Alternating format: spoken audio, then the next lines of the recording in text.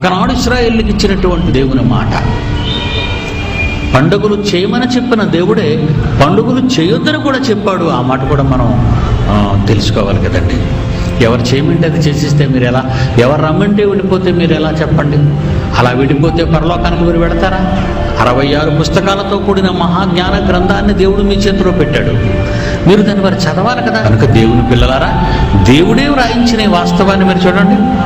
దాని మోషే 2:11 దాని ఉత్సవ కాలములను, పండుగలను, అమావాస్యలను, విశ్రాంతి దినములను, నియామక కాలములను మాన్పింతును అన్నాడు. నేనే మాన్పించేస్తానన్నాడు.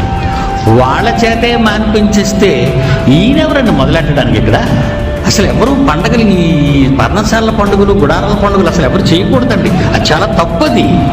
ఇశ్రాయేలీయులనే మాన్పించేస్తానన్నాడు. ఇంకొక వచనం చూస్తారా? ఆమోసు గ్రంథం, బైబిల్ ఓపెన్ యూనివర్సిటీ అంటే అండి బైబిల్ని క్షుణ్ణంగా చదివింది. ఆమోసు గ్రంథము ఏమండి 5వ అధ్యాయము 21వ వచనాన్ని చూడండి. మీ పండుగ దినములను నేను అసహించుకొనుచున్నాను, వాటిని నీచముగా ఎంచుచున్నాను. ఎందుకంటున్నాడు ఈ మాట? ఇశ్రాయేలీయులకి ఇచ్చిన పండుగలనే దేవుడు ఏ ఉద్దేశంతో చెయ్యమన్నాడో ఆ ఉద్దేశాన్ని మర్చిపోయి బరి తెగించి ప్రవర్తిస్తున్నారు పండగనగానే.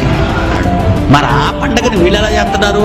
అన్నీ మర్చిపోయి తాగుబోతుల విందులు, వ్యభిచార కొంపలు, దరిద్రాలన్నీ చేస్తున్నప్పుడు కోపంతో ఇశ్రాయేలీయులకి ఇచ్చిన పండగల పరమార్థాన్ని మర్చిపోయినందుకు దేవుడు ఇంత కఠినంగా మాట్లాడుతున్నాడు.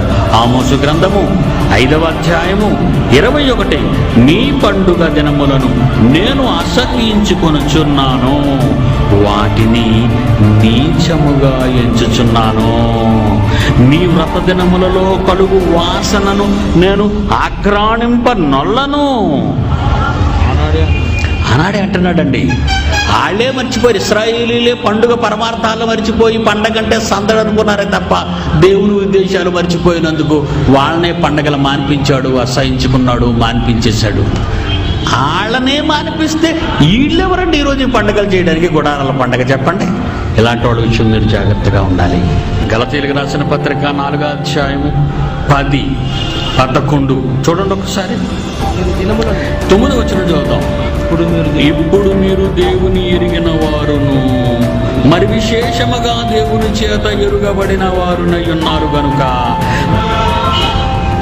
మునుపటి వలె మరలా వాటికి దాసులై ఉండగోరనేలా మీరు దినములను, మాసములను, ఉత్సవ కాలములను, సంవత్సరములను ఆచరించుచున్నారు కనుక మీ విషయమై నేను పడిన కష్టము వ్యర్థమైపోవునేమో అని మిమ్మును గూర్చి భయపడుచున్నాను.